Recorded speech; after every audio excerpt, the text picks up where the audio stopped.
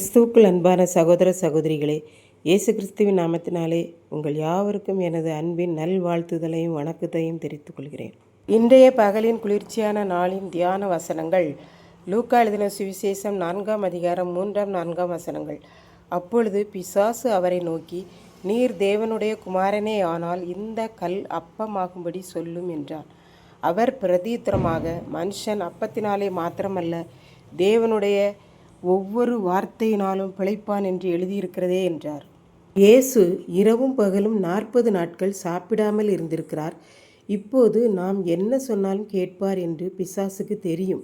அதனால்தான் அவன், உமக்கு பசிக்கிறதல்லவா, இங்கே கற்கள் நிறைய கிடைக்கிறதே, இந்த கல் அப்பமாகும்படி செய்து சாப்பிடும், நீர்தான் அற்புதம் செய்கிறவராச்சே என்றான்.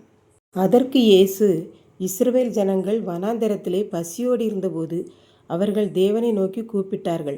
அப்பொழுது வானத்திலிருந்து மன்னா விழுந்தது, அதை பொறுக்கி சாப்பிட்டார்கள் என்பதை மனதில் வைத்துக்கொண்டு பதில் சொல்லுகிறார்.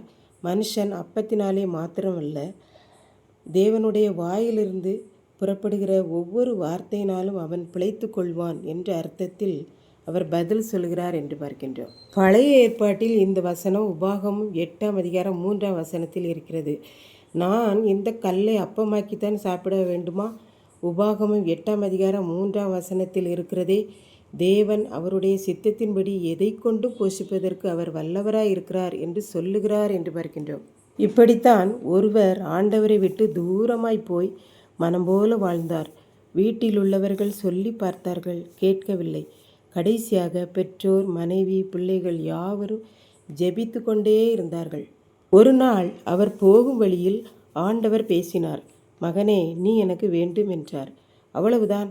இயேசு சொன்ன அந்த வார்த்தையினால் மரித்து போயிருந்த அவரது ஆத்மா உயிரடைந்தது, பிழைத்தது என்று பார்க்கின்றோம். இதை கேட்டுக்கொண்டிருக்கும் எனக்கன்பானவர்களே, சில நேரம் நம்மையும் இப்படித்தான் சாத்தான் சோதிப்பான். நீ ஆண்டவருடைய பிள்ளைதானே, இதை செய், ஆண்டவர் உனக்கு தருவார் என்று சொல்லுவான்.